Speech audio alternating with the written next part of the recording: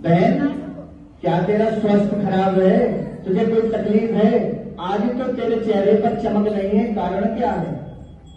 चंद्रावती ने कहा, भैया ऐसी कोई बात नहीं, मैंने जो है करवा चौथ का व्रत किया है। जब तक मैं चंद्रमा को अर्घ नहीं दे दूंगी तब तक जल नहीं पीते हैं, ना अन्न ग्रहण करते हैं। अरे भाइयों ने कहा, ये तो बहुत कठिन व्रत किया बहन। भाइयों ने सोचा कि बहन की अवस्था ठीक नहीं है, किसी न किसी कारण से इसको चंद्रमा को अर्घ दिलवाना पड़ेगा, तभी यह हमारे साथ में भोजन करेगी और इसके लिए ठीक है। भाइयों को उपाय सूझा। उन्होंने क्या देखा कि घर के सामने एक मैदान था, उस मैदान में बहुत सारी घास पड़ी थी।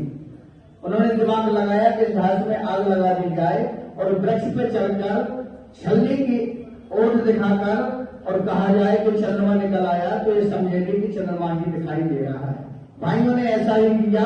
जो घर के सामने घास पड़ी थी उसमें आग लगा दी और एक भाई वृक्ष पर चढ़ गया, छलनी, आटा की छलनी लेकर, और उसको जो है आग की जो है छाए में दिखाते हुए कह रहा है, वह चंद्रावती देखो चंद्रमा निकल आया, इसे अर्घ दे दो, अपना व्रत पूर्ण करो। वह दौड़ती हुई देखी कि भाई के पास, भाई हमारे सत्य बोल रहे, चंद्रमा तो निकल आया है।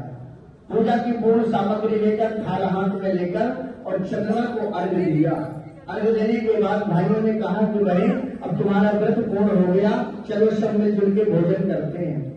भोजन पर जैसे बैठे और एक भोजन करने वाला तोड़ा और मुख तक ही ले गई, तुरंत ससुराल से सूचना आ गई कि आपके पति बहुत गंभीर बीमार हो गए, शीघ्र चलो तुम्हें बुलाया गया है।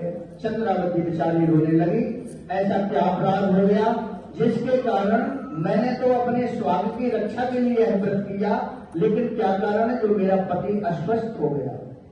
दौड़ती हुई पड़ोस में ब्राह्मण रहते थे, घर पे गई, उनके हाथ जोड़ के कहने लगी, पंडित जी ऐसा कौन सा